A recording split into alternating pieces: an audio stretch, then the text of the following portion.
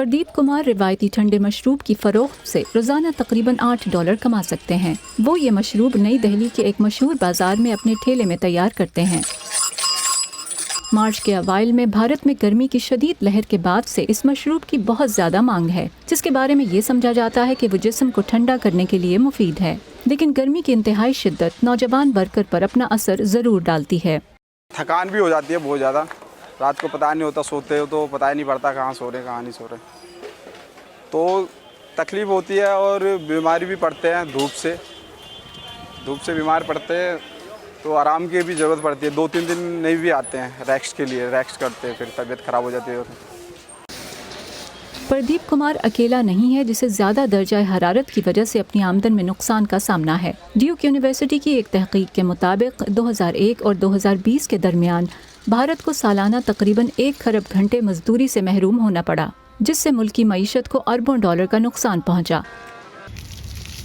सबसे ज़्यादा शदीद असर उन लोगों पर पड़ता है जो खुले आसमान तले तामीराती मकामात पर या बाज़ारों में काम करते हैं, जहां कंक्रीट की इमारतें और सड़कें हरारत को जज्ब कर लेती हैं।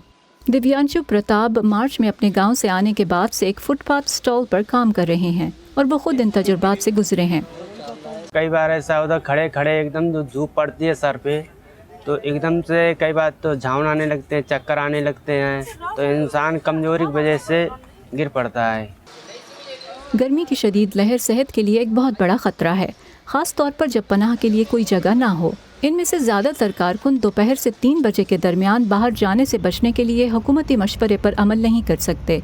हीट स्ट्रोक दूसरी सबसे बड़ी कुदरती आफत है जो भारत में आसमानी बिजली के अलावा लोगों की अमवात का बायस है। दर हकीकत गुज़िश्ता 20 सालों में हीट स्ट्रोक की वजह से 20,000 से ज्यादा हलाकतें हुई हैं और इनमें से निस्फ से ज्यादा मर्द हैं जिनकी उम्रें 30 से 60 साल के दरमियान हैं। ये मेहनत कश तबके के लोग हैं जो बाहर काम करते हैं। ये सिर्फ थकन, ये सिर्फ तकलीफ ही नहीं, दरअसल ये लोगों की मौत का बायस भी है। रिक्शा चलाने वाला ये शख्स अपने ग्राहकों को मुख्तसर फासले पर ले जाता है, लेकिन उसे अक्सर आराम करने की ज़रूरत होती है। बहुत ही ज़्यादा परेशानियाँ हैं, गर्मी बहुत हो रही है, ज़्यादा से ज़्यादा, कम नहीं है। परेशानी क्या होती है, हम लोग चलाते हैं, पसीना आता है, गला सूख जाता है, तो ठंडा गर्म पानी भी पीना पड़ता है, अपना तबीयत ख़राब भी होने का संभावना होता है। रिक्शा चलाने में मेहनत गर्मियों में ज़्यादा होती है, सर्दियों में कम होती है। इन कारकुनों की हालत ज़ार इन इंतबाहात के दरमियान मज़ीद बिगड़ सकती है कि मौसमियाती तब्दीली के नतीजे में आने वाले बरसों में गर्मी की मज़ीद लहरें आएंगी। अंजना पसरीजा के साथ Faiza Bukhari, voice of America.